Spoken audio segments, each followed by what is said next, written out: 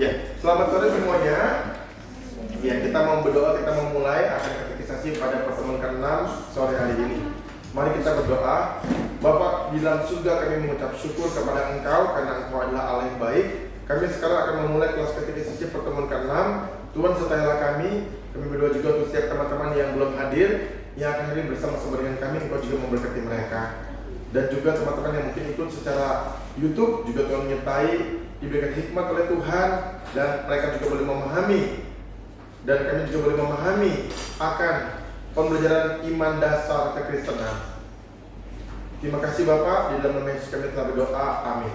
Nah teman-teman, kita membuka di dalam 1 Petrus pasal 2 ayat 9. Kita buka 1 Petrus 2 ayat 9. Kita baca bersama-sama bagian ini dalam perjanjian baru. 1 Petrus 2 ayat 9.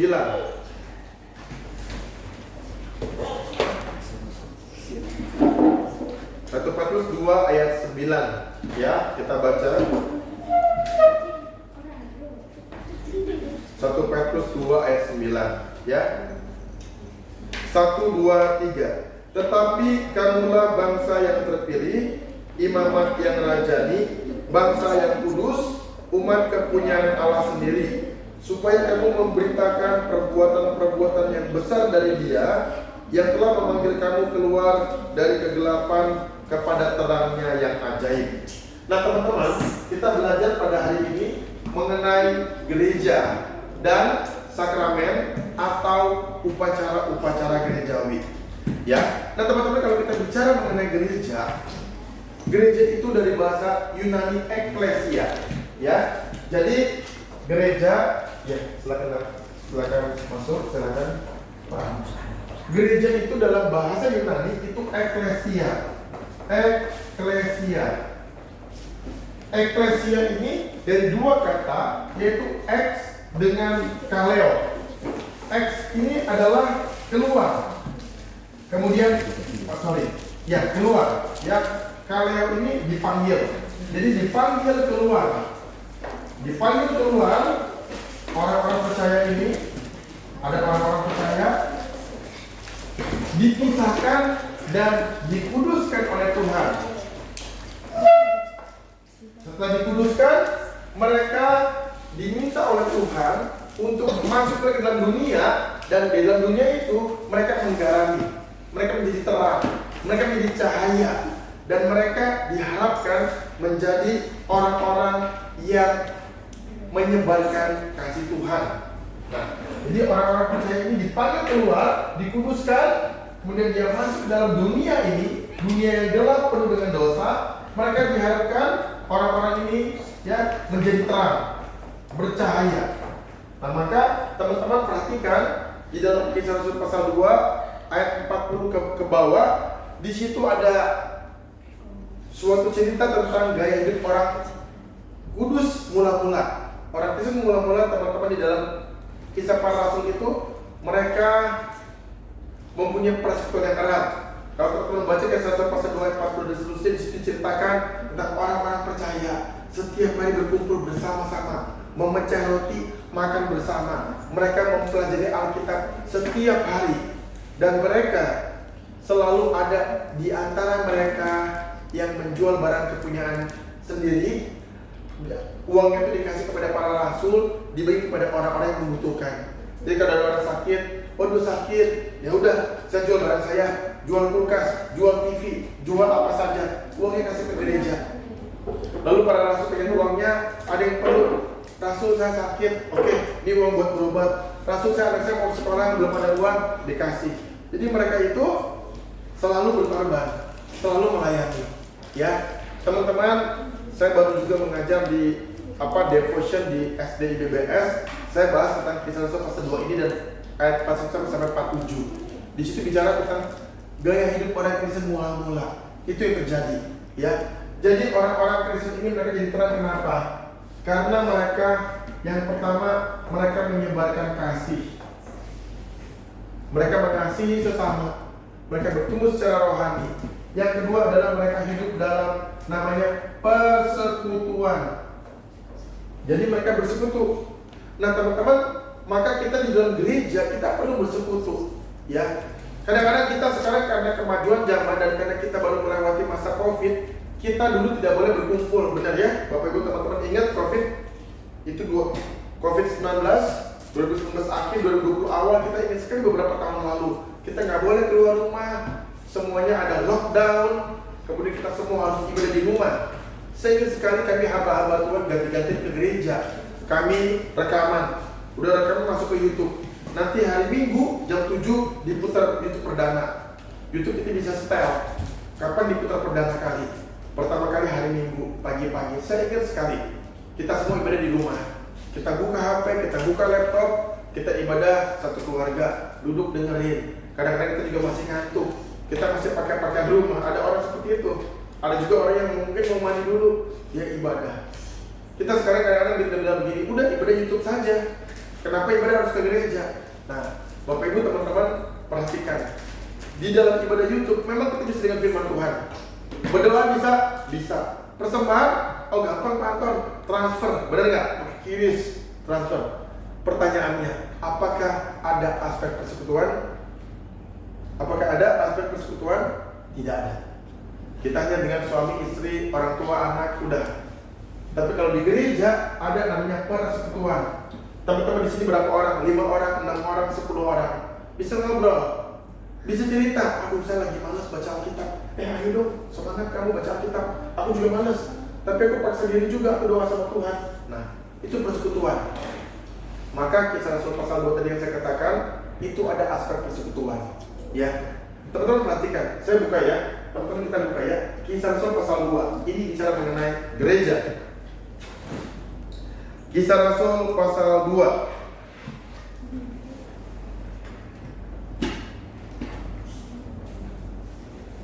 ayat 41. Dimulai dari Leticia. Lalu dari Leticia kita sebelahnya ke belakang terus ya. Ayat 41 sampai ayat 47. Silakan.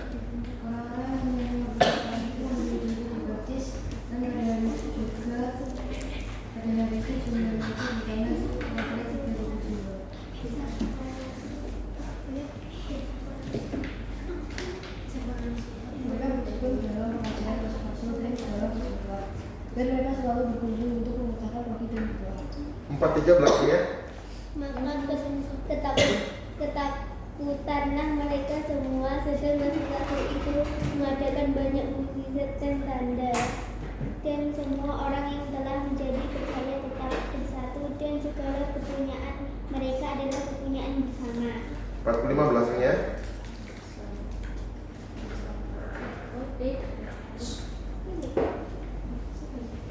45. Iya, tadi sebenarnya 46.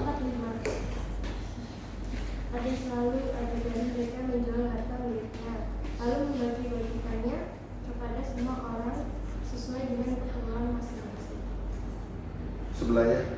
Dengan bertekun dan dengan sehati mereka berkumpul tiap-tiap hari dalam bait Allah. Mereka memecahkan roti di rumah masing-masing secara bergilir dan makan bersama-sama dengan gembira dan dengan tulus hati. 47. Ya. Sambil memuji Allah dan mereka disukai semua orang, dan tiap-tiap hari Tuhan menambah jumlah mereka dengan orang sama. Iya, terima kasih. Nah teman-teman, di sini ada dua hal tadi yang saya perhatikan sangat luar biasa teman-teman. Pertama, persekutuan begitu erat. Ya, ketika mereka bersekutu mereka ada rasa memiliki. Ini teman saya orang gereja, ini teman saya, sahabat saya, orang seiman. Maka mereka tidak segan-segan, tidak suka-suka jual harta milik mereka. Nah teman-teman, saya rasa di Indonesia ini atau di dunia ini hari ini hampir tidak ada orang seperti ini. Ada orang yang baik nggak? Ada. Ada orang yang kasih persembahan buat Tuhan di gereja? Ada. Banyak. Tapi kalau seperti di dalam Tuhan ini, ada mereka menjual barang mereka, punya sendiri dijual, uangnya kasih ke gereja. Ini pakai buat teman-teman yang ada kebutuhan. Tidak banyak. Kalaupun ada tidak banyak teman-teman. Ini yang pertama. Yang kedua, perhatikan kalimat dari kata ayat ke 47. Sambil memuji Allah dan mereka disukai semua orang. Teman-teman, mari renungkan ayat ini. Mereka disukai semua orang. Ya, perhatikan. Bahagia nggak? bahagia, bahagia. Coba kalau kita sekarang bayangin, Leticia disukai semua orang, seneng nggak? Leticia seneng nggak? Oh seneng, kenapa nggak seneng? Jadi waktu Leticia datang, teman-teman bilang, Leticia apa kabar? Oh iya baik. Kamu udah lama ketemu, ayo. Padahal baru kemarin ketemu ya. Iya nih, ayo kita main lagi, ngobrol lagi. Wah ada kamu seru, aduh ngobrol-ngobrol. Leticia datang, oh ya seneng, Leticia datang, begitu kan? Itu namanya disukai. Ya, teman-teman nggak banyak orang seperti ini. Tapi bayangkan, biasa dalam satu kumpulan di sekolah, di tempat kerja, di mana saja, biasanya yang disukai ada nggak? Ada. Paling satu orang, dua orang, benar nggak? Ada nggak satu kelompok, satu kelas semuanya disukai? Enggak, mungkin satu orang. Kenapa dia disukai? Dia baik. Kenapa disukai? Dia itu kalau bawa makanan bagi-bagi. Kenapa disukai? Dia itu orang yang jujur. Kenapa disukai? Dia itu orang yang suka menolong. Benar nggak?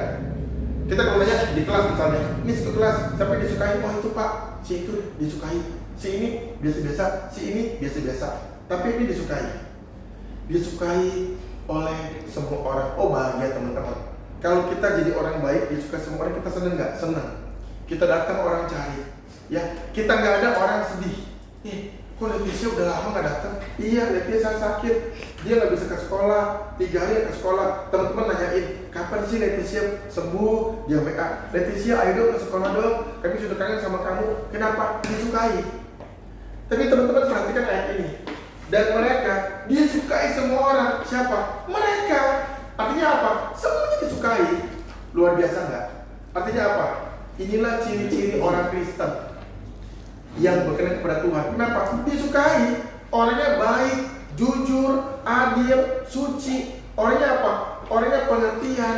Orangnya apa? Suka menolong. Inilah orang Kristen. Maka disukai. Coba teman-teman, pernah nggak lihat ada teman yang gak disukai? Pernah? Pernah? Gimana orang seperti itu? Saya lupa namanya. Angel. Angel, pernah nggak di sekolah kamu ada orang yang nggak disukai? Ada orang itu nggak disukai. Gimana kalau orang itu datang? Orang diam aja ya. Bener nggak? Nggak ada orang yang datang. Kamu nggak disukai nih. Kamu apa kabarnya? Paling datang ya udah datang terserah kamu. Bener nggak? Orang seperti itu gimana? Dia akan hadir nggak? Mungkin nggak ya, mohon maaf. Mungkin nggak ya, karena dia nggak disukai. Bener nggak Angel? Nah kalau ada orang nggak disukai, pasti orang nggak mau deket-deket sama dia, benar nggak? Nggak disukai kok. Mungkin dia suka marah-marah, mungkin dia kalau belajar ulangan nyontek sama teman dia, benar nggak? Saya kasih konteks seperti ini ya, siswa ya, teman-teman banyak yang belajar. Karena apa? Karena orang nggak suka sama dia. Nah kalau orang seperti ini, dia ada dia nggak ada, nggak ngefek, benar nggak? Dia mau ada, dia nggak ada, minta maaf, nggak disukai kok, begitu. Ya, tetapi kalau orang disukai, orang itu akan dicari-cari terus. Ya, tapi teman-teman anehnya apa? Luar biasanya apa? Orang-orang yang mula-mula disukai semua orang. Jadi semua orang itu apa? Ya orang yang nggak percaya pun suka sama mereka karena mereka baik, mereka punya kasih. Nah teman-teman ini yang luar biasa. Ya, yang ketiga adalah orang Kristen disukai semua orang. Teman-teman pernah mikir ini nggak teman-teman? Saya renungkan bagian ini, saya renungkan, saya pikir-pikir ya, kok bisa ya disukai semua orang? Artinya apa? Ketika orang Kristen pulang, dia ketemu tetangga, halo pak, halo apa kabar? Dari mana? Dari gereja. Wah, rajin ya ibadah ya? Iya, biasa setiap hari ada persekutuan. Oh iya, oke dadah, dicari, dihormati, disapa, diajak ngomong. Ini orang disukai. Kalau kita disukai, kita seperti itu nggak? Seperti itu. Nah teman-teman, inilah orang Kristen. Lalu kalimat berikutnya apa teman-teman perhatikan? Dan tiap-tiap hari Tuhan menambah jumlah mereka dengan orang yang diselamatkan. Artinya apa? Teman-teman perhatikan artinya apa? Artinya orang Kristen itu disukai, sehingga orang itu cari mereka karena dia disukai. Teman-teman perhatikan, terima kasih. Perhatikan teman-teman. Satu kali ada teman saya cerita. Ya, teman saya cerita. Namanya juga sama dengan saya, namanya Anton, Pak Anton. Pak Anton ini pergi ke kedukaan temannya, ya. Saya lupa nama temannya, siapa ya? Ada satu bapak, ini saya lupa namanya, ya. Jadi dia pergi ke tempat temannya, ke kota temannya, itu karena papanya meninggal. Dia naik pesawat pergi ke tempat temannya. pergi ke tempat temannya ini, papanya itu meninggal dan mereka dijemput, ya. Mereka dijemput oleh orang kepercayaan lainnya, sebut nggak apa-apa, tapi kan ini umum ya. Jadi dijemput oleh Pak Haji. Jadi Pak Haji ini sahabat papanya kan meninggal. Jadi Pak Haji ini jemput, terus di bandara datang ke rumah, kemarin ke tempat duka, dia temannya udah saya jemput kamu aja, jemput ya. Jadi Pak Anton ini sama temannya ya, ketika pergi naik mobil sama temannya ini, kemudian ngobrol-ngobrol sama Pak Haji itu kan dia sopir bawa mobil ya. Jadi temannya ini kemudian ketika Jack, namanya Pak Jack, saya ingat Pak Jack ya, Pak Jack Kawira, benar Pak Jack Kawira. Jadi Pak Anton ini keturunan Pak Jack Kawira ya. Kemudian Pak Jack Kawira ini dia pergi, setelah pergi itu ngobrol-ngobrol di jalan. Teman-teman tahu ngobrolnya apa? Pak Haji itu bilang begini, Pak Jack, papa kamu yang meninggal itu orang baik gini. Dia orang baik, walaupun saya sama dia beda kepercayaan. Dia Nasrani, saya Muslim, tapi dia orang baik gini orangnya, katanya. Saya hormat sama dia. Itu orang berbuat baik. Kalau di tempat kami namanya ustaz, ya ustaz begitu ya. Karena dia ini orang baik, orang jujur, orang yang suka menolong. Gini orangnya. Baiknya teman-teman, ya. Kalau kita sebenarnya menjadi orang Kristen yang baik, teman-teman, Bapak Ibu, kita akan menjadi seperti yang cerita itu tadi. Orang itu percaya dan hormat sama kita. Kenapa? Karena dia orang yang jujur. Dia orang yang mengutamakan kebenaran. Dia orang yang membantu sesama yang susah. Dia dahlia sekali. Ya, teman-teman, saya percaya ketika orang Kristen mula-mula mereka berbuat baik, disukai oleh semua orang, Tuhan tambahkan jiwa-jiwa. Karena apa? Karena orang ini jadi teladan. Ya, teman-teman, kalau kita ketemu orang baik ya, kita bisa ngomongin sama dia, kamu kok baik banget sih. Akhirnya orang itu bilang apa? Oh iya, karena Tuhan beserta saya. Wah, mulai kita bisa kesaksian. Ayo, kamu percaya Tuhan Yesus yuk. Saya mau cerita, kenapa saya baik? Karena saya terima Tuhan Yesus ajar saya berbuat baik. Dulu saya jahat, dulu saya nakal, dulu saya nggak baik. Tapi sekarang saya jadi orang baik karena itu. Orang akhirnya bilang apa? Oke, saya pun mau ikut Tuhan yang kami. Wah, begitu benar ya. Teman-teman, indah ya teman-teman. Suatu hal yang indah. Inilah orang Kristen. Inilah gereja. Nah teman-teman, inilah gereja. Gereja adalah orang-orang yang dikuduskan, masuk ke dalam dunia dan menjadi garda terang. Teman-teman, kekristenan kadang-kadang sekarang kurang dirasakan. Kita seringkali bilang kayak gitu, kita seringkali dengan seperti ini. Dia orang Kristen ke gereja. Memang ke gereja, tapi bohong tetap bohong, nipu tetap nipu. Ya, orang yang nggak adil, nggak jujur, korupsi di tempat kerja, nggak baik. Orang Kristen macam apa? Begitu ya teman-teman ya. Kadang-kadang kita bikin kayak gini, kalau jelek aja dihakimi, kalau baik nggak diingat, bener nggak? Itu namanya dunia. Kita nggak bisa ngomong. Jadi teman-teman, kita perlu belajar jadi orang Kristen yang baik. Amin. Kita belajar. Kita melakukan sesuatu. Teman-teman, kelas seperti ini 1 bulan, 2 bulan berakhir. Tapi teman-teman ingat, ini pelajaran kita bawa seumur hidup. Amin. Belajar jadi orang Kristen itu adalah belajar seumur hidup. Bukan cuma kelas katekisasi. Katekisasi adalah pelajaran dasar saja. Allah, keselamatan, mengenai gereja, mengenai sakramen. Kita belajar aja beberapa bab pelajaran. Paling 12, 13 beres. Tetapi orang Kristen itu harus bertumbuh seumur hidup. Maka kita katakan kepada kita, orang Kristen itu bertumbuh supaya serupa dengan Kristus. Sampai kapan? Sampai mati. Nggak ada habisnya. Teman-teman, saya dulu pikir ya, belajar itu kita belajar banyak cukup ya. Tapi ternyata kita perlu belajar banyak. Karena pikir baca Alkitab 1 kali, saya sudah baca berkali-kali Alkitab dari awal sampai akhir. Sudah baca, sudah belajar. Sekolah sudah belajar teologi, S1, S2, S3, sudah sekolah. Sudah kuliah. Baca buku 1000 buku, 2000 buku sudah baca. Tapi ternyata pembelajaran orang Kristen butuh seumur hidup. Kenapa? Karena kita selalu diganggu, atau kita namanya sebagai manusia selalu iblis berusaha untuk menjatuhkan kita. Maka kita bilang iblis itu mengaum-aum, mencari manusia yang dapat dimakannya.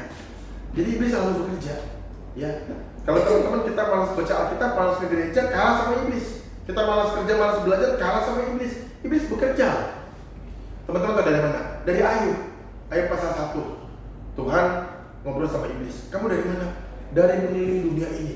Dia keliling dunia, dia cari mana yang lemah imannya, dia hantam, dia hajar, dia kalahkan. Teman-teman itu ya, saya bicara sedikit ya, bicara mengenai Ayub ya. Waktu kata kalimat iblis berkata dari mengelilingi dunia ini, itu iblis itu sedang seperti orang itu pakai sniper. Teman-teman tahu nggak? Orang kalau jadi sniper ya, dia di atas atap atau di mana, dia pakai sniper, pakai apa namanya? Pakai senapan, itu ada kekernya itu bisa jarak berapa kilo gitu. Dia bisa lihat, dia nunggu begitu. Sniper itu, orang yang punya pakai sniper itu mereka latihannya lama teman-teman. Maka sekali tembak langsung mati. Sniper itu, orang yang belajar sniper teman-teman, itu belajar untuk tembak, sekali tembak mati. Nggak ada tuh, terdor, nggak kena, nggak ada. Itu namanya amatir. Tapi kalau sniper, dia tembak, langsung kena, langsung mati. Itu sniper. Teman-teman tahu nggak? Dulu saya cerita sedikit. Dulu itu waktu itu ada cerita mengenai Osama bin Laden. Tahu ya? Kalau nggak mungkin Bapak tahu ya. Dulu Bu Gira mungkin tahu. Kita dulu tahun kira-kira 2000 awal ada namanya Osama bin Laden. Dia itu akhirnya dikejar oleh pasukan CEL Navy dari Amerika. Itu satu kelompok, satu tim. Dia langsung lihat ke rumahnya Osama bin Laden. Nah, Osama bin Laden ini teman-teman, karena dia pemimpin tinggi, dia punya rumah tuh 3 jalan keluarnya. Dia punya rumah teman-teman, saya cerita sedikit ya, biar nggak bosan ya. Jadi ini dia punya rumah besar, tinggi sekali. Temboknya tuh tinggi, nggak kayak kita rumah biasa cuma paling tembok kayak 2 meter. Tembok tuh dia 6-7 meter, tinggi sekali. Tinggi. Sorry, ini berarti salah ya. Berarti gambarnya itu adalah dia rumahnya di bawah. Kan itu kan ada ininya. Ya, ini temboknya, rumahnya di sini. Jadi orang tuh mau lompat pun ini kalau dikasih kawat duri, orang gimana cara nembus rumah dia? Dia punya rumah, punya pengawal, punya satpam, beberapa security. Oh iya, tentara. Orangnya pimpinan kok. Dan dia punya lorong itu teman-teman ya. Dia bisa mendekat diri dengan 3 cara. Di belakang rumah dia tuh ada, di atas tuh ada helipad. Dia bisa terbang, dia jangan lari kalau ada masalah, dia mau dibunuh orang, dia lari ke atas helipad, terbang helikopter. Dia punya helikopter pribadi. Lalu di belakang ada mobil, kaca anti peluru. Lalu ke bawah ada lagi lewat jalur air. Dia punya kapal. Dia bisa kabur lewat 3 udara, darat, laut. Keren ya. Sniper itu kejar dia. Namanya CEL Navy. CEL Navy. CEL Navy ini adalah pasukan elit Amerika khusus dilatih hebat sekali dalam menembak, dalam peperangan jarak dekat, pisau apa semua bisa. Ini kalau di Indonesia namanya pasukan amfibi zaman Soekarno, pasukan elit khusus dari Amerika. Dulu zaman perang Vietnam, satu pasukan bisa mengalahkan 200 tentara Vietnam. Keren ya? Satu orang ngalahin 200, bayangin. Kurang dapat apanya? Sniper. Akhirnya waktu itu ketangkep, pasukan benar ditembak mati. Itu berapa lama sniper nunggu? Bukan sehari, bukan cuma 3 jam, 4 jam. Dia tungguin itu bisa berjam-jam sehari. Dia nunggu itu bisa akhirnya beberapa bulan baru bisa berhasil. Nah, itulah iblis. Waktu Tuhan bilang, dari mana kamu iblis? Kepada kisah Ayub pasal 1, aku mengelilingi dunia ini. Itu iblis itu seperti sniper. Dia tunggu orang yang lemah imannya, dia kalahkan, itu dalam dosa. Itulah iblis. Ya, nah teman-teman, kembali ke dalam topik kita. Maka orang Kristen ini, kita sebagai orang Kristen perlu untuk dengan sungguh-sungguh hidup di gereja. Nah teman-teman, jadikanlah gereja rumah kita. Amin. Amin. Yang amin gak ada. Jadi gini teman-teman, kita perlu jadikan gereja ini rumah kita. Yang kedua, kenapa? Karena gereja ini yang membawa kita bertumbuh secara rohani. Ya, teman-teman pulang ke rumah. Teman-teman pagi pergi ke sekolah sampai sore, nanti pulang ke rumah, pergi lagi les, pulang ke rumah, tidur. Rumah itu tempat untuk istirahat. Tapi gereja adalah tempat kedua. Rumah adalah tempat kita punya bertumbuh secara jasmani. Benar ya? Kita pulang ke rumah ketemu orang tua kita. Orang tua kita kasih makan, tinggal kita di rumah, istirahat di rumah, dan seterusnya. Nah, gereja ini adalah bertumbuh secara rohani. Teman-teman ke gereja ketemu teman-teman bertumbuh secara rohani. Persekutuan remaja bertumbuh sama-sama. Ibadah hari Minggu bertumbuh sama-sama dengan jemaat umum, seluruh jemaat. Nanti ada acara ke gereja, kita pelayanan. Ada saya lihat pelayanan guru sekolah minggu, ada yang pelayanan remaja. Inilah gereja. Bapak Ibu teman-teman sedang bertumbuh. Jadi kita harus sering ke gereja supaya kita bertumbuh. Ya, gereja itu jangan dijadikan sebuah beban teman-teman. Ya, aduh ke gereja lagi, hujan, baru pulang sekolah capek. Jangan. Justru kita pikir, wah ini ke gereja kesempatan. Dulu saya paling senang ke gereja teman-teman. Saya SMP saya ke gereja. Jarak rumah saya ke gereja jauh teman-teman. Teman-teman di sini ke gereja berapa menit? Angel ke gereja dari rumah berapa menit? Nggak tahu. Tadi pergi jam berapa? Nggak tahu juga, ya nggak apa-apa.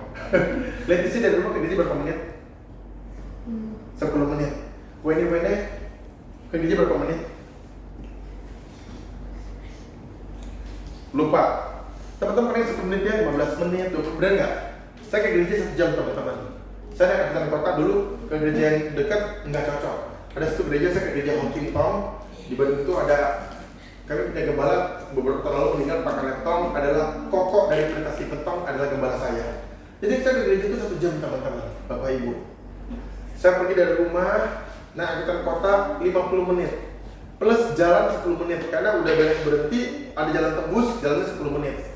Jalan tuh bukan jalan-jalan biasa, saya jalannya cepat teman-teman. Kalau orang biasa mungkin jalan 20 menit, saya jalan 10 menit, saya jalannya cepat gitu loh.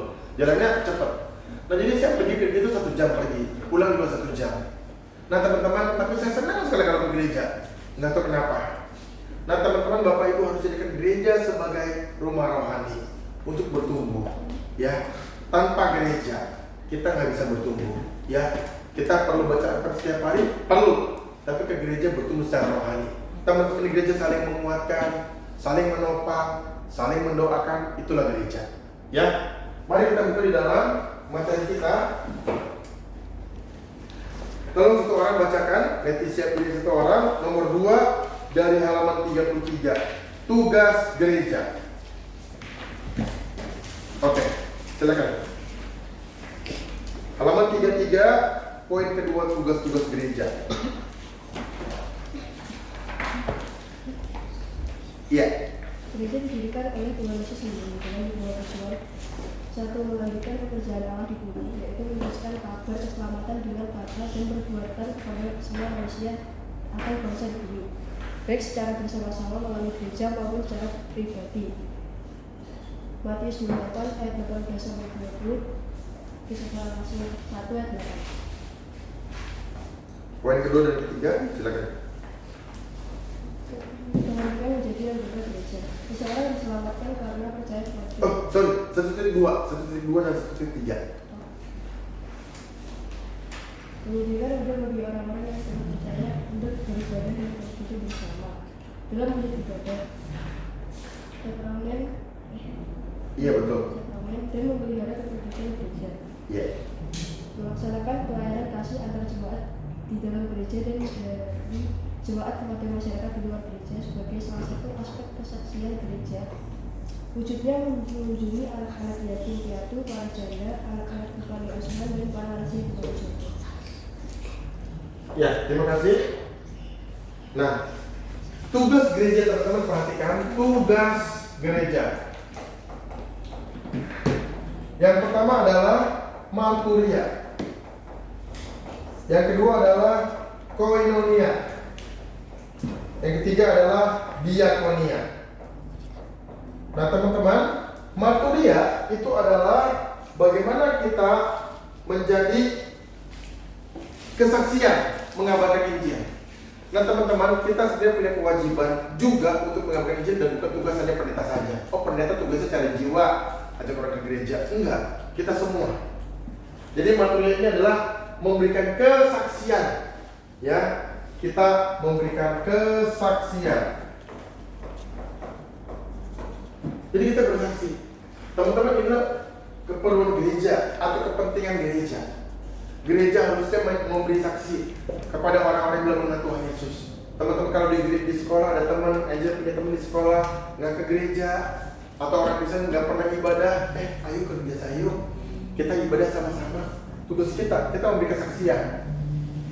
Teman-teman jangan berpikir, oh saya selamat, saya sudah baptis, saya pasti masuk surga. Teman lain terserah, dia mau ke gereja, mau nggak ke gereja, mau masuk surga, mau masuk neraka, itu urusan saya. Nggak bisa begitu. Karena kita harus memberi kesaksian. Teman-teman saya cerita ya kesaksian ya, saya cerita kesaksian.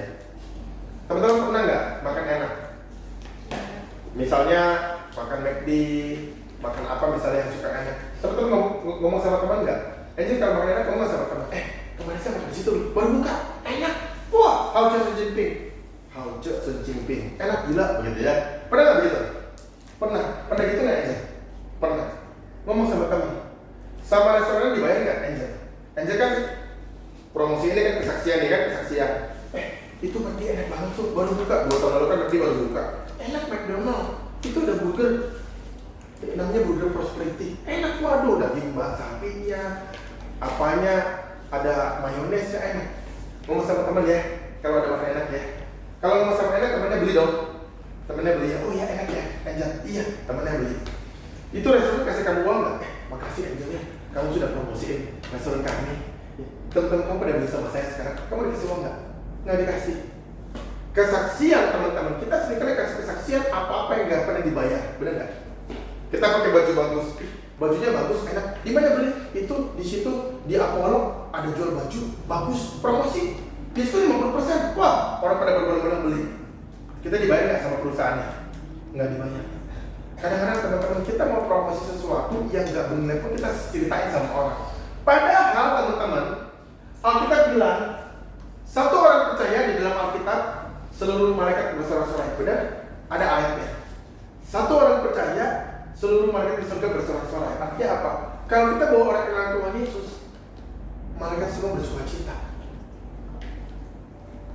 Dan kita bilang apa sama kita? Kita pembawa jiwa, Tuhan akan berikan upah di surga. Amin? Amin? Tuhan kasih kita upah di surga teman-teman. Upah di surga teman-teman. Hadiah dari Tuhan sendiri. Teman-teman dikasih hadiah sama siapa? Sama papa, sama mama, benar nggak? Sama siapa? Sama guru, benar. Hadiahnya apa? Kadang pulpen, pensil, benar nggak? Apa penggaris? Hadiahnya apa dari papa? Tas, benar nggak? Kira-kira pikir Tuhan kira-kira kasih apa? Pasti berharga, benar? Pasti berharga. Teman-teman pernah nggak lihat orang cerita dikasih hadiah sama presiden? Siapa? Pak Jokowi, benar nggak? Pak Jokowi masuk TV. Ayo sebutkan nama-nama ikan. Ikan apa? Benar ya Bu Gira ya? Di TV ada gitu ya. Hadiahnya apa? Tak kasih sepeda. Itu presiden teman-teman kasih sepeda. Ini Tuhan loh, kasih apa? Pasti berharga. Jadi kalau teman-teman bawa jiwa kasih kesaksian sama orang yang belum percaya, Tuhan bilang upahnya di surga Tuhan kasih. Amin. Teman-teman, tidak ada kesaksian yang lebih besar daripada kesaksian tentang keselamatan. Gak ada. Teman-teman kesaksian di makan enak. Itu enak loh. Dia makan kenyang. Besok lapar lagi nggak? Lapar. Teman-teman kesaksian. Beli baju yuk, ini bagus. Dipakai setahun rusak nggak? Rusak bajunya. Teman-teman kesaksian Tuhan Yesus kepada teman kalian, dia dapat Tuhan Yesus seumur hidup dia sampai dia mati dapat surga. Amin. Itu kesaksian yang paling besar, kesaksian yang paling indah, yang paling luar biasa adalah kesaksian tentang Tuhan Yesus. Tidak ada kesaksian yang sebesar kesaksian tentang Tuhan Yesus keselamatan. Kenapa? Karena kesaksian tentang Tuhan Yesus membawa orang dari neraka dibawa ke surga. Orang yang tadinya mau masuk neraka, kita bawa dia ke surga. Itu kesaksian yang luar biasa nggak? Yang luar biasa. Kita kalau ada waktu teman-teman, kita ketemu teman kita nih, kenal Tuhan Yesus yuk. Tuhan Yesus sanggup selamatkan kamu dan saya. Kita cerita begitu. Terus dia bilang, apa sih? Lama-lama kita ajak lagi, ke gereja yuk. Gereja kami ada acara Natal. Nah teman-teman nanti ada acara Natal tanggal 25 Desember. Mintalah undangan sama majelis, ya, sama Ko Andreas tadi, Lausa Andreas. Khusus saya mau minta undangan, saya bagi, ajak teman sebanyak mungkin. Dengan itulah kita bisa bawa jiwa kepada Tuhan. Amin. Itu namanya kesaksian. Kedua, koinonia. Koinonia itu adalah wadah bersekutu beribadah bersama-sama, ya. Koinonia adalah persekutuan. Tadi kita sudah banyak bahas persekutuan. Jadi ini adalah persekutuan. Jadi teman-teman, inilah aspek yang tidak bisa ada di rumah. Ibadah tadi kita sudah bahas ya. Ketiga, diakonia adalah bagaimana kita memberi kasih atau pelayanan kasih kepada orang yang membutuhkan. Pelayanan kasih. Teman-teman, di gereja tidak semua orang kaya. Ada orang yang secara ekonomi terbatas. Maka gereja seringkali ada bakti sosial, kasih sembako gratis, kemudian kasih apa, kasih makanan, ada acara pelayanan kasih makanan, kasih kepada orang-orang yang miskin membutuhkan. Itulah pelayanan diakonia, pelayanan kasih. Dan kita tugas gereja ada 3: kesaksian, persekutuan, pelayanan kasih. Nah teman-teman, berikutnya adalah kita akan melihat mengenai kepentingan menjadi anggota gereja. Nah teman-teman, waktu kita semua sudah dibaptis nanti, kita jadi anggota gereja. Tapi begini teman-teman, jadilah anggota yang aktif, ya teman-teman. Jadilah anggota yang aktif. Anggota yang aktif. Baca sama-sama ya. 1, 2, 3. Jadilah anggota yang aktif. Sama-sama 2, 3. Jadilah anggota yang aktif. Teman-teman, saya melihat begini. Waktu katekisasi rajin. Wah rajin. Katekisasi ya ikut. Belajar Alkitab rajin. Ibadah rajin. Sudah dibaptis, kadang lupa ke gereja. Sebelum gereja sekali. Jangan teman-teman ya. Teman-teman yang walaupun remaja sudah baptis, nanti Januari baptis, ikutlah ibadah umum. Amin. Dengan ibadah umum kalian bisa bertumbuh ya. Persekutuan adalah ibadah dengan usia yang sama. Saya dengar katanya juga ada juga ibadah umum, ibadah persekutuan di tengah minggu yang untuk orang dewasa ada, untuk komisi wanita ada. Nah remaja itu Sabtu jam 6 sore ikut, minggu pun ikut ibadah. Supaya apa? Supaya bertumbuh secara rohani. Aktif itu apa? Aktifnya adalah pertama ibadah ya. Yang kedua adalah pelayanan. Teman-teman, Bapak Ibu, ambillah satu jenis pelayanan. Entah kita pimpin pujian, entah kita jadi singer, pemusik, kita jadi pelayan sekolah minggu, ambillah pelayanan. Untuk apa? Untuk melayani Tuhan, teman-teman ya. Bapak Ibu teman-teman, ingat kita melayani Tuhan. Saya cerita sedikit ya mengenai SY, saksi Yehova. Saya tulis inisial, mohon maaf, SY. Nah, teman-teman, saksi Yehova itu punya kewajiban apa? Setiap minggu pay orang 2 jam. Semua. Karena saya pikir ya, mereka ajarannya tidak benar loh teman-teman, Bapak Ibu. Kenapa? Karena saya belajar. Saya ngomong ini ada dasarnya. Mereka adalah salah satu bidang. Saksi Yehova itu mengajarkan Allah Bapa, Allah Anak, Allah Roh Kudus. Itu beda tingkatan. Loh, gak bisa begitu. Akhirnya bilang sama kok. Dibilang Allah Bapa itu Allah Yehuwa. Anak itu ciptaan pertama. Roh Kudus tenaga aktif. Saya mungkin pernah bahas ya. Nah ini adalah satu hal yang apa? Yang salah. Tapi meskipun salah, mereka tuh kalau asasi itu mereka militan teman-teman, Bapak Ibu, rajin loh. Kita pengen 2 jamnya, baik. Saya punya teman dulu staf di BBS, dia anggota saksi Yehova. Teman-teman tahu setiap hari Sabtu dia ada waktu dia pergi 2 jam. Dia sama temennya naik motor, yuk kita kemana lagi yuk? Dari mana saya tahu? Dari story. Dia ada storynya. Dia menginjili. Dia bawa orang ke ajaran agamanya dia, dan itu rajin.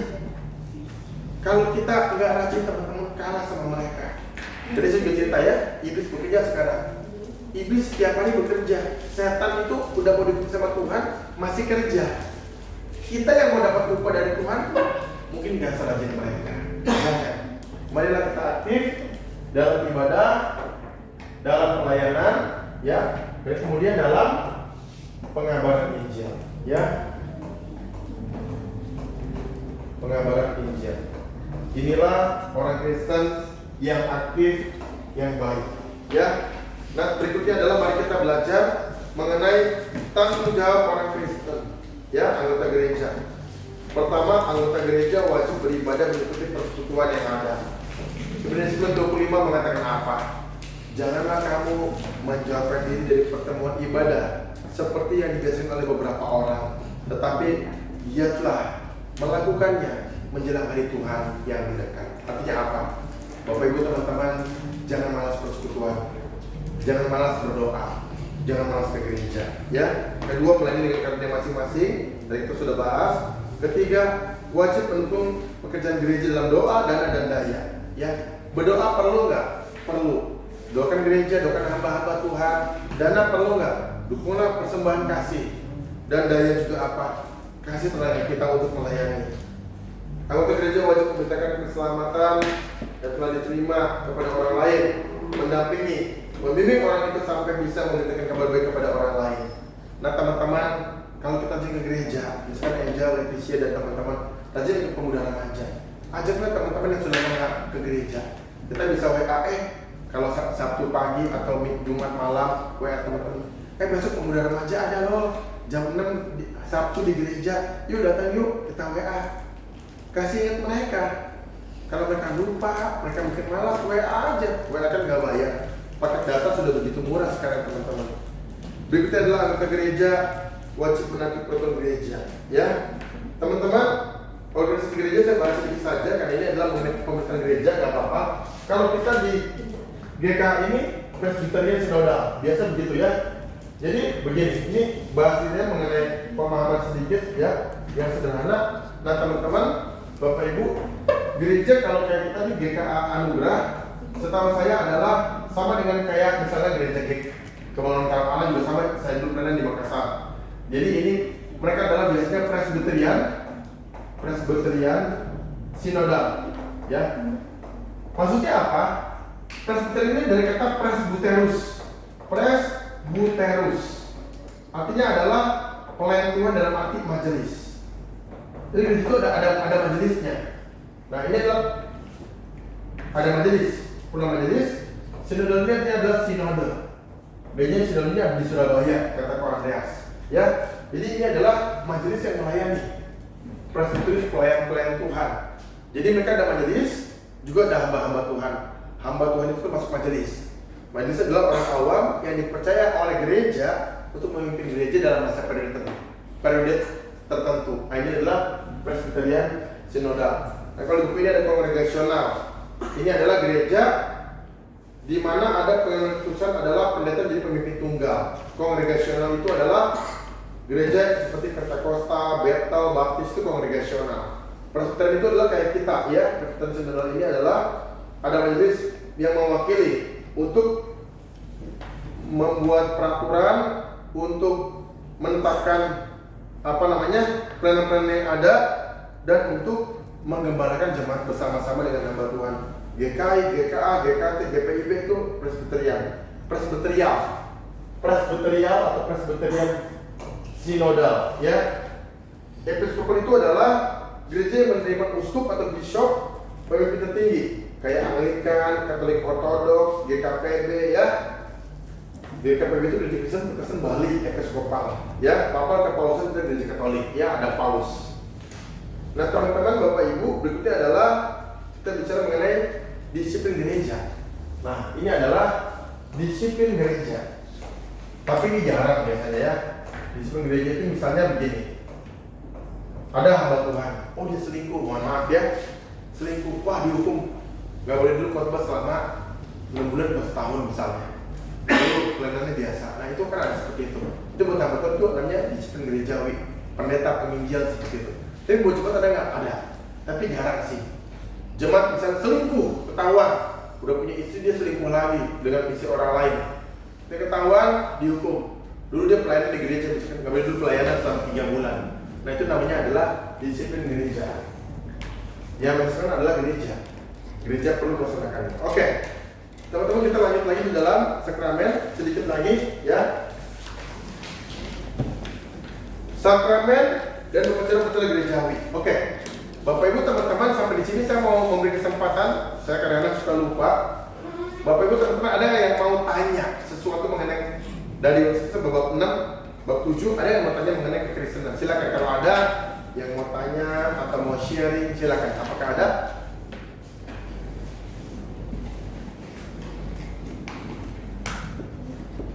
Iya. Nggak ada? Oke. Kita buka halaman 36.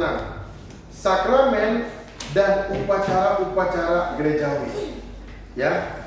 Dari sisi tolong minta satu orang nomor 3, halaman 37 baca nomor 1 arti sakramen dan jenis-jenis sakramen. Silakan Leticia, pilih satu orang. Oke, terima kasih. Arti sakramen. Sakramen berasal dari bahasa Latin yaitu sacramentum. Kata ini dipakai untuk uang muka yang dibayar oleh dua belah pihak yang berperkara di pengadilan. Sakramentum merupakan jaminan bahwa pihak yang kalah sudah membayar kepada pengadilan semua ongkos perkara. Uangnya tidak dikembalikan. Sumpah prajurit kepada panglimanya bahwa mereka akan setia kepadanya. Jadi arti sakramen adalah upacara kudus yang ditetapkan oleh Tuhan Yesus sebagai suatu tanda persekutuan antara Allah dengan manusia yang dinyatakan dalam lembaga gereja. Jadi jenis sakramen tinggal berbaris lagi, silakan dibaca. Jenis-jenis sakramen yang ditetapkan dalam Alkitab. Alkitab mencatat ada 2 jenis sakramen: perjamuan kudus, baptisan kudus. Ya, makasih. Jadi sakramen ini adalah, kita membahas ini.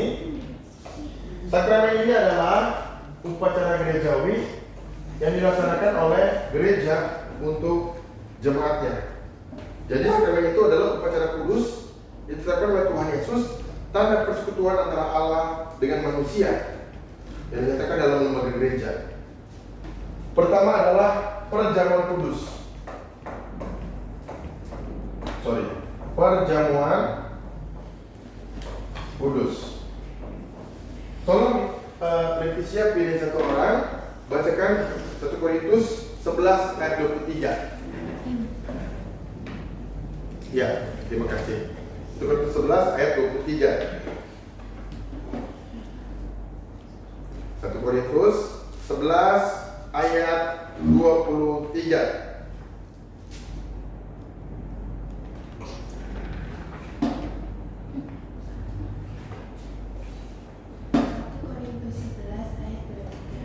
Sebab apa yang telah kutuliskan kepadamu telah aku terima dari Tuhan, yaitu bahwa Tuhan Yesus pada malam waktu Dia diserahkan mengambil roti. Sudah? Oke, terima kasih. Ayat berikutnya coba, tambah lagi satu ayat ya, silakan. Ayat 24, dan Yes. sesudah itu ia mengucap syukur atasnya. Ia memecah-mecahkannya dan berkata, inilah tubuhku yang diserahkan bagi kamu.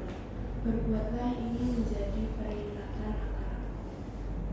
Ayat berikutnya satu lagi. Ya. Ayat 25, demikian juga ia mengambil cawan sesudah makan, lalu berkata, cawan ini adalah perjanjian baru yang dimeteraikan oleh darahku. Berbuatlah ini setiap kali kamu meminumnya, menjadi peringatan akan aku. Ya, terima kasih. Nah, jadi Bapak Ibu teman perhatikan. Revolusinya adalah gereja lakukan biasa sebulan sekali, bisa di awal bulan biasanya. Jadi ada pendeta, nanti dia pakai jubah, lalu ada pakai stola begitu ya, ada stola. Nah dia akan memimpin, biasa ada di meja, lalu kemudian ada nanti plan yang lain lagi, dia bantu bagian roti dan bagian, ya ini gambarnya ilustrasi, dia bagian roti dan bagi roti-roti, kemudian ada misalnya anggur, minuman, ya. Nah, teman-teman begini, Bapak Ibu, perjamuan kudus adalah satu upacara di mana orang mengenang karya kematian Kristus, ya. Itu paling penting di antara semua yang terpenting di dalam Alkitab. Kenapa? Karena Yesus itu mati di kayu salib untuk menebus kita orang-orang berdosa. Nah, apa yang terjadi waktu Yesus disalib? Tubuhnya tercabik, tubuh, badannya luka-luka, darah dicurahkan untuk apa?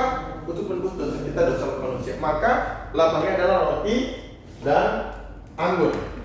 Roti melambangkan tubuh Tuhan, tubuh Tuhan. Anggur melambangkan darah Tuhan, ya. Nah, jadi apa perjanjian di situ? Pertama, mengenang kematian Yesus, ya, atau mengenang salib. Kedua adalah persekutuan hari ini. Kita semua makan roti dan minum anggur yang sudah dibaptis. Makanya Yesus bilang, perbuatlah ini menjadi peringatan akan aku. Artinya apa? Pertama mengenal, memperingati. Kedua, bersekutu. Kita orang kecil bersekutu loh. Makan sama-sama, minum sama-sama, benar gak? Semua dapat roti sudah dibaptis.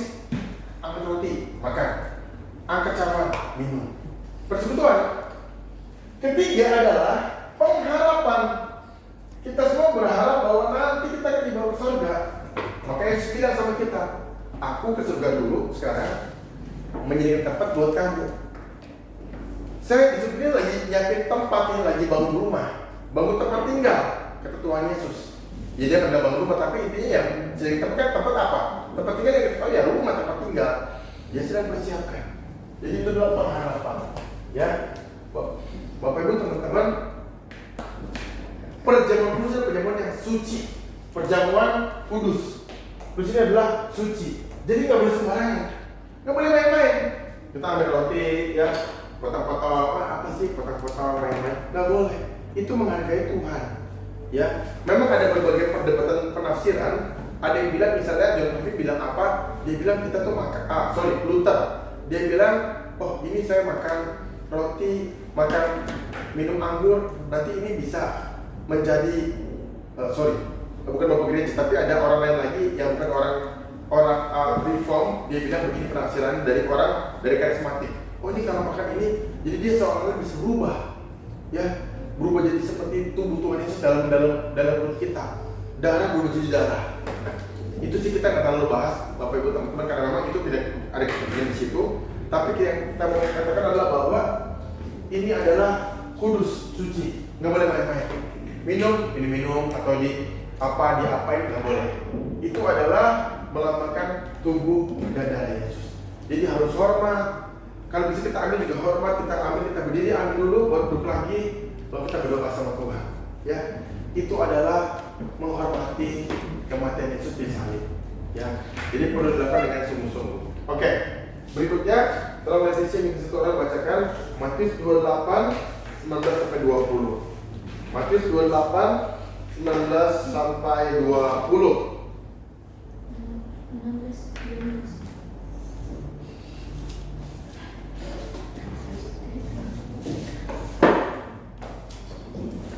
Silakan.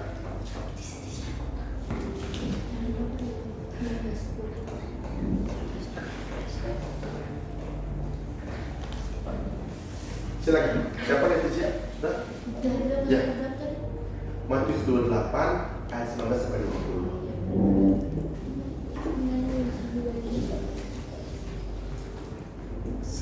Matius 28 ayat 19 sampai 20. Karena itu pergilah, jadikanlah semua bangsa muridku dan baptislah mereka dalam nama Bapa dan Anak dan Roh Kudus. Dan ajarlah mereka melakukan segala sesuatu yang telah kuperintahkan kepadamu. Dan ketahuilah, aku menyertai kamu senantiasa sampai kepada akhir zaman. Iya, makasih. Nah, jadi keputusan ini adalah di dalam Matius 28 sampai 28 ayat 19 sampai 20. Nah, Bapak Ibu teman-teman perhatikan, di sini adalah yang penting adalah satu kesaksian kepada orang-orang di sekitar kita. Jadi kita harus baptis. Loh, Pastor saya kan sudah percaya sama Tuhan Yesus, kalau Tuhan saya baptis lah, nggak apa-apa. Saya sudah percaya, saya disuruh ke gereja. Oh, tapi Tuhan bilang berita Tuhan. Ya, kenapa kita baptis? Pertama adalah perintah Tuhan. Tuhan yang memerintahkan kita. Yang kedua adalah menjadi saksi. Ya, menjadi saksi di hadapan siapa? Di hadapan Tuhan, di hadapan setan, dan di hadapan jemaat. Jadi Tuhan juga lihat, oh ini juga jadi murid saya kan, kata Tuhan. Lalu kepada jemaat kita lihat, oh jemaat lihat, oh iya dia sudah dibaptis, kan ada saksinya. Dan kepada setan, setan pun akan tahu kalau kita sudah dibaptis. Jadi kita bersaksi di hadapan gereja atau jemaat, lalu di hadapan Tuhan dan di hadapan setan. Oke, ya. Nah, jadi terus saksi. Nah, baptis itu jadi gimana caranya? Caranya adalah harus yang pertama Baptis dalam nama Bapa dan Anak dan Roh Kudus. Harus itu formulanya oleh pendeta. Yang kedua adalah harus ada unsur air. Nah, baptis itu ada dua cara yang kita tahu, yaitu percik, baptis, titik, percik dan selam. Kalau selam itu biasa diberikan seperti itu, biasa selam. Saya dulu baptis pertama kali di GKKD, Gereja Kristen Kemah Daud, itu karismatik. Jadi saya dulu dibawa ke kolam renang, baru baptiskan kita pakai baju ganti, pakai baju putih, kita diturunkan dulu ke air, diturunkan, itu bangunin lagi. Itu adalah lambang apa? Lambang kita mati bersama dengan Kristus. Itu lambang kita tuh mati bersama Kristus. Maka dia diselam, ini baptis selam. Lalu kalau percik itu pakai kayak mangkuk kaca gitu, mangkok. Kalau kami punya gereja pakai mangkok kaca. Kemarin kan saya juga sempat baptis orang, mangkok kaca, ambil airnya, ada airnya bersih. Ambil airnya, taruh ke kepala. Kata pendeta, aku baptis kamu dalam nama Bapa dan Anak dan Roh Kudus, gitu kan? Nah, jadi itu dikasih air, ya. Saya juga pernah cerita teman-teman, saya pernah cerita bahwa dulu pada zaman perang susah air, barang kesempatan pakai bendera. Dalam nama Bapa dan Anak dan Roh Kudus, ke bendera digerakin, benderanya besar, panjang begitu ya. Udah baptis. Nah, jadi itu kan ada kurang air. Tapi sekarang kan kita rata-rata air cukup, ya. Di sini pun setahu saya pakai baptis percik ya, betul ya. Baptisnya bisa perciknya pakai mangkuk gitu ya, bener ya? Pakai gitu ya, sama. Rata-rata gereja Chinese Church gitu ya, kayak mungkin kalau di kalang alat pakai selang, tapi nggak masalah, sama saja. Di sini adalah yang Tuhan kasih tahu kepada kita agar kita boleh dibaptis dan kita semua diminta oleh Tuhan untuk apa? Untuk dibaptis. Baptisan merupakan suatu pengakuan kesaksian di depan Allah dan jemaat umum bahwa kita percaya menerima Kristus sebagai juru selamat. Baptisan juga merupakan suatu pernyataan bahwa kita telah diterima sebagai anggota gereja, masuk dalam persatuan orang-orang percaya di satu tubuh. Melalui baptisan maka persatuan kita dengan Tuhan dilakukan. Nah, Bapak Ibu teman-teman, nanti yang sudah siap kita semua dibaptis, mari Januari nanti nggak apa-apa dibaptis. Ya, kalau sudah siap nanti Pak Koanda akan lakukan pendetanya, gembalanya siapa yang akan membaptis teman-teman, nggak apa-apa. Jadi itu ikut saja. Ya, ini sudah baptis kita dan dapat suatu gereja, piagam baptis. Ada surat piagam baptis, piagam baptis, ya kan? Nanti kemudian ada fotonya, tanda pendeta dan seterusnya. Nah, jadi ini kita simpan. Ya, ini berkas ya, kalau menikah ini pasti diperlukan atau untuk apa pasti diperlukan. Nanti poinnya adalah mari kita menghargai baptisan ini. Ya, ini adalah satu yang Tuhan kasih sama kita, kesempatan untuk dibaptis. Teman-teman, Bapak Ibu, enggak semua orang punya kesempatan untuk dibaptis, benar enggak? Ada orang ke gereja, udah lama, udah tua, akhirnya bawa baptis. Akhirnya sebelum baptis sudah meninggal duluan. Nggak seperti baptis. Ada gitu, ada. Saya pernah dengar 1-2 orang seperti itu. Ada satu teman saya dulu, saya sebut namanya apa karena Bapak Ibu teman-teman juga nggak tahu, tapi saya kasih inisial aja ya. Dia namanya Ibu A. Ibu ini punya suami nggak percaya Tuhan Yesus. Tapi suaminya itu anterin istrinya ini sama anaknya ke gereja tiap minggu. Karena dulu saya pernah di situ di Muara Bungu di Jambi. Datang, saya kalau dia datang, kok ini kok, ya nanti lah tonton, nanti aja. Jadi datang lagi bulan depan, kok gereja kok, nanti. Suatu hari bapak ini sakit, bapak ibu sama-sama. Dan dia orang kepercayaan lain yang sangat kuat. Tapi dia waktu sakit parah, dia opname, ya di ICU, saya ingat dia itu mimpi ketemu Tuhan Yesus. Waktu dia bangun langsung bilang, panggil penginjil Anton, dulu saya masih penginjil. Panggil penginjil Anton, saya dipanggil. Saya ditelepon pagi-pagi jam 6. Ada apa kok? Ke gereja sekarang, ke rumah sakit. Ini kok ini suami dari Ibu A mau dibaptis. Hah? Kaget saya. Benar. Akhirnya mau dibaptis. Waktu koko itu mau dibaptis, teman-teman, akhirnya saya panggil perintah saya, karena saya masih penginjil. Panggil perintah saya, panggil. Waktu panggil, akhirnya apa? Akhirnya waktu dipanggil, apa terjadi? Dibaptislah. Lalu kami datang dari kota Jambi ke Muara Bungo, pergi naik mobil 6 jam, kira-kira 5-6 jam. Udah baptis, pulang lagi 5-6 jam juga. Wah, tapi setelah baptis, besoknya meninggal dunia karena sakit parah, gak bisa ibadah di gereja. Teman-teman, Bapak Ibu, kalau kita bisa dibaptis itu adalah anugerah Tuhan. Amin. Jadi kita jangan menyanyiakan akan kesempatan yang ada untuk dibaptis. Ya, oke. Nah berikutnya adalah ada baptisan anak. Nah baptisan anak itu adalah sebenarnya seperti tanda kutip halaman 41 ya, seperti anggapan pengganti sunat. Ya, kalau orang percaya itu lahir anak kecil bayi disunat. Nah ini adalah seperti pengganti sunat. Artinya apa? Artinya kita anak kecil itu mamanya mau bertanggung jawab. Jadi karena ada baptisan anak ya, baptisan anak baptisan anak. Nah baptisan anak ini adalah satu hal yang dilakukan oleh orang tua yang bawa anaknya masih mungkin TK atau masih bayi berapa tahun dibaptis. Gak apa-apa. Ini kasih baptis anak. Tapi ini adalah nanti kalau orang yang sudah gede, sudah besar, 16 tahun atau 14 tahun seperti kalian harus baptis dewasa. Baptis anak adalah sebenarnya komitmen dari orang tua. Orang tua mau mengajak anaknya ikut Tuhan. Maka kalau orang tua anaknya baptis anak, jangan lupa juga orang tua itu harus membawa anak ke gereja ikut ibadah sekolah minggu. Ya. Berikutnya adalah upacara gereja berikutnya adalah ada 3 lagi ya yang menjadi mengakhiri materi kita. Yang berikutnya adalah CD. Nah CD-nya itu sebenarnya adalah bukan sakramen, tapi berkaitan dengan sakramen karena merupakan lanjutan dari sakramen. Orang yang sudah baptis anak setelah dewasa 12 tahun maka dia di CD. Ya, melalui CD seseorang diterima sebagai anggota jemaat yang bertanggung jawab untuk mengambil bagian dari pelayanan yang dijanjikan mengikuti perjamuan kudus serta bersedia menjadi pengikut Kristus yang setia. Jadi CD-nya adalah kalau orang sudah baptis anak, tapi usia 16 tahun kira-kira atau remaja bisa di CD. Ya. Berikutnya adalah pemberitaan nikah. Nah ini pasti ya untuk menikah. Syaratnya apa? Syaratnya tentu saja yang pertama adalah dua-dua orang percaya sudah dibaptis. Yang kedua adalah mereka harus ikutin katekisasi pranikah untuk mau dinikahkan di gereja. Yang ketiga adalah jelas bahwa lelaki itu belum pernah menikah, perempuan pun belum pernah menikah. Kalau sudah pernah menikah nggak boleh nikah lagi, karena ini adalah aturan daripada gereja. Yang terakhir adalah pemakaman. Nanti kita juga kalau kita misalnya ada problem kedukaan, orang tua kakek yang meninggal, maka adalah ada pemakaman secara Kristen.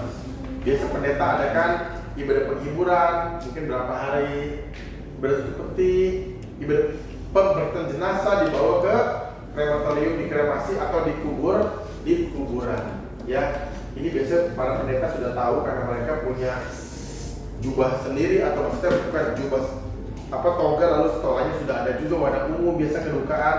Nah itu adalah satu hal yang dilakukan oleh gereja untuk melayani jemaatnya di dalam berbagai sakramen. Ya, Bapak Ibu teman-teman sampai di sini apakah ada pertanyaan? Nggak ada. Ya, kalau belajar itu nggak ada pertanyaan dua. Yang pertama semua mengerti. Ya, yang kedua ada yang belum mengerti. Ya, jadi dia nggak bisa nanya. Dia saking bingungnya. Ya, kalau nantinya kita ulang lagi sekejap. Ya, nggak saya bercanda. Bapak Ibu teman-teman, kita mengakhiri 2 materi ini yaitu gereja dan kemudian sakramen. Ya, kita sudah bahas gereja sakramen. Bapak Ibu teman-teman, kita berikutnya minggu depan akan belajar tentang pengalaman rasul. Nah, Bapak Ibu, saya punya pengalaman rasul sedikit. Kita boleh Bapak Ibu ini ya. Kalau di sini pengalaman rasul cuma berapa halaman? 1, 2, 3 halaman. Saya punya bahan ini 26 halaman ya. Jadi kalau kita mau bahas pengalaman rasuli, ini kan 3 halaman. Saya punya bahan saya sudah siapkan 26 halaman ya. Berarti ini kalau dibahas semuanya adalah sekitar 1, 2, 3, 4, 5, 6 jam baru beres. Tapi saya nggak bahas 6 jam Bapak Ibu teman-teman. Saya akan bahas secara singkat. Tapi saya punya bahan itu 26 halaman. Saya punya bahan ini dijadikan seminar untuk 4 kali seminar ya. Saya pernah seminarkan pengalaman rasuli buat beberapa jemaat gereja 4 kali pertemuan masing-masing 1,5 jam. Jadi 6 jam baru habis. Ini menarik Bapak Ibu teman-teman, menariknya luar biasa ya. Saya bahas sedikit ya untuk awalnya ya. Jadi konon katanya menurut legenda itu 12 rasul itu mereka itu berkumpul sebelum mereka pergi berpencar. Setelah Pentakosta mereka 12 rasul ini bertemu. 12 rasul satu rasul itu Yudas Iskariot kan bunuh diri. Ya, kita tahu ya, waktu Yesus dijual oleh Yudas sedih, dia gantung diri, jatuh, isi perutnya terburai, dia mati. Maka diganti lagi oleh satu orang, namanya Matias. Mereka semua kumpul 11 orang, cari lagi satu pengganti rasul, Matias. 12 orang yang berkumpul, sebelum mereka pergi mengabarkan Injil ke seluruh dunia, mereka kumpul. Waktu kumpul mereka bilang, kita perlu buat pengakuan iman rasuli. Oke, kita rapat 12 orang. Waktu mereka rapat, mereka bilang, oke, satu orang buat satu kalimat. Satu orang buat satu kalimat, nggak boleh ada pengulangan. Buat 12 kalimat. Muncullah pengakuan iman rasuli. Ini konon, legenda. Ini saya baca dari buku karangan tentang Stephen Tong tentang pengakuan iman rasuli. Tebelnya segini, tebel banget. Dan saya dulu beli bukunya, pengakuan iman rasuli dia bahas bagus sekali teman-teman. Kita akan bahasnya secara tentu nggak bisa semuanya kita bahas ya. Kalau bahas semuanya 6 jam. Jadi 4 kali pertemuan terus bahas pengakuan iman rasuli nggak bisa, paling sekali atau 2 kali. Kita akan bahas. Nah ini adalah susunan kalimat yang begitu penting, yang setiap minggu kita ucapkan itu pengakuan iman rasuli. Ini adalah pengakuan terpenting yang membahas Allah Bapa, Allah Anak, Allah Kudus dan gereja dan keselamatan. Dia awalnya dengan aku percaya kepada Allah, dia akhiri dengan hidup yang kekal. Kalau kita percaya Allah, kita akan mendapatkan hidup yang kekal. Di mana? Di sorga. Amin. Kata pengakuan iman rasuli, kalau kita percaya Allah, kita akhirnya akan ke sorga. Hidup yang kekal itu saya baru bahas di sekolah, di BB saya devotion, saya berapa kali pertemuan bahas ini. Tapi ini begitu baik sekali. Ya, terima kasih, kita berdoa untuk menutup. Bapa di dalam surga, kami mengucap syukur kepada Engkau pada sore hari ini. Kami telah belajar mengenai gereja dan sakramen gereja atau upacara gereja. Tuhan, kami bersyukur Tuhan, kami punya gereja tempat ini, Gereja Kristen Abdian Anugerah, di mana kami bertumbuh secara rohani. Tolonglah kami Tuhan mencintai gereja kami, dibangun di atas dasar firman Tuhan. Kami menjadi orang-orang percaya yang mempermuliakan nama Tuhan. Terima kasih Bapak, kami berpisah. Kami ketemu lagi minggu depan untuk belajar pengakuan iman rasuli. Terima kasih Bapak. Sebagian teman-teman akan ikut ibadah remaja, dan yang lain Bapak Ibu akan pulang. Tuhan bersertai kami agar sampai rumah dengan selamat, dan kami boleh beristirahat pada malam hari ini. Terima kasih Tuhan untuk gereja ini. Kami juga berterima kasih kepada Engkau Tuhan, buat Kau ada yang sangat setia menolong kami, membantu kami untuk mempersiapkan dan untuk melayani di dalam katekisasi ini. Di dalam nama Tuhan Yesus kami telah berdoa. Semua yang percaya katakan amin. Ya.